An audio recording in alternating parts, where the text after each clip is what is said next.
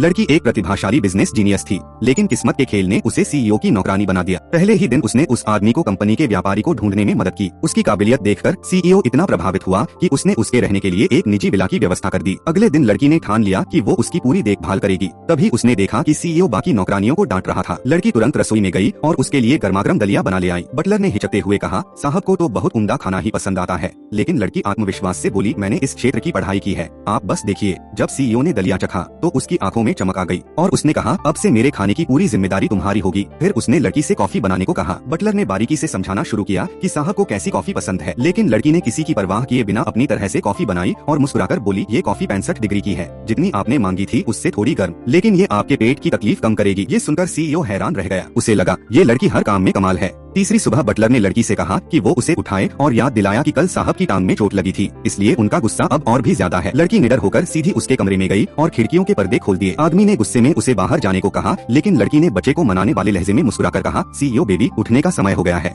चलिए मैं आपके लिए नाश्ता बनाती हूँ। बटलर ये देखकर दंग रह गया कि गुस्सैल सीईओ सचमुच उठ गया था। लड़की ने कहा, मैंने बाल मनोविज्ञान पढ़ा है और आदमी की मानसिकता बच्चों जैसी ही है।